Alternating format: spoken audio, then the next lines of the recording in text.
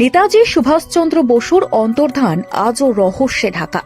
তবে আজ জানব নেতাজির অন্তর্ধানের গভীরে আসলে কি ছিল। সরকার দাবি করছে 1945 সালের 18 আগস্ট তাইপেইতে বিমান দুর্ঘটনায় গুরুতর আহত হয়ে নেতাজির মৃত্যু হয়। এখনো বহু মানুষ বিশ্বাস করেন তিনি বেঁচে ছিলেন। দুর্ঘটনার খবরটি আসলে সাজানো ছিল। তবে নেতাজি গেলেন কোথায়? নেতাজি আসলে বেঁচে ছিলেন গোপনে, পরিবারের সঙ্গে যোগাযোগও করেছিলেন। নেতাজিকে নিয়ে একাধিক তদন্ত কমিশন গড়ে ওঠে। শাহনওয়াজ কমিশন, খোসলা কমিশন বিমান দুর্ঘটনায় সম্মতি দিলেও বিস্ফোরক সব তথ্য সামনে আনে মুখার্জি কমিশন। মুখার্জি কমিশন বলে ওই দিন কোনো বিমান দুর্ঘটনাই হয়নি। কিন্তু মজার বিষয়, মুখার্জি কমিশনের রিপোর্ট সরকার গ্রহণই করেনি। তাহলে রহস্য কোথায়? নেতাজির কোনো মৃতদেহ দেখা যায়নি, ডিএনএ প্রমাণ নেই।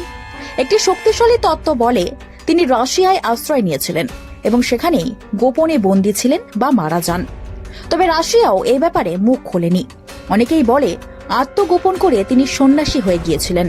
গুমনামি বাবা উত্তরপ্রদেশের ফৈজাবাদে এক রহস্যময় সন্ন্যাসী, যার কাছে পাওয়া যায় নেতাজির লেখা চিঠি, নথি, আজাদ হিন্দ ফৌজ সম্পর্কে একাধিক তথ্য। জার্মান ও ইংরেজি ভাষায় দক্ষতাও অপরিসীম।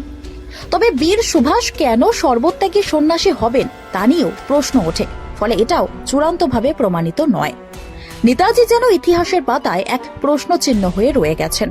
নেতাজি সুভাষচন্দ্র বসুর অন্তর্ধান বিষয়টা শুধু একটা ঐতিহাসিক ঘটনা নয়, এটা রাজনীতি, আন্তর্জাতিক কূটনীতি, গুপ্তচর বৃত্তি আর আবেগ সব মিলিয়ে একটা গভীর রহস্য। নেতাজির আসল রহস্য ফাঁস হলে আন্তর্জাতিক শক্তির সঙ্গে ভারতের সম্পর্ক বদলাতো, রাজনীতির রং বদলাতো। তাই বহু মানুষ মনে করেন সত্য জেনেও তা চাপা দেওয়া হয়েছে। এই নিয়ে মুখ খুলছেন নেতাজি গবেষকরা। কি বলছেন তারা? আসলে কি ঘটেছিল? সব জানতে চোখ রাখুন শব্দচক্রের ফেসবুক পেজ ও ইউটিউব চ্যানেলে।